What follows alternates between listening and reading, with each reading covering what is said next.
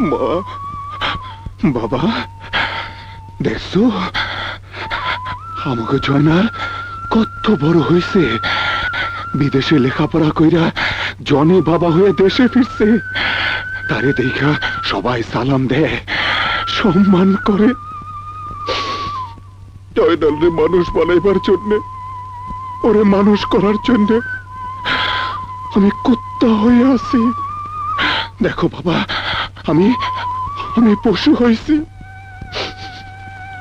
শুধু জয়নাল রে মানুষ বানাইবার জন্যে। আমি খুব ধীরে ধীরে জয়নাল রে আমাকে কথা কমু। তোমরা কোনো কোনো চিন্তা করো না, আমি তো আছি। তোমরা ওর জন্য দোয়া করো মা, দোয়া করো।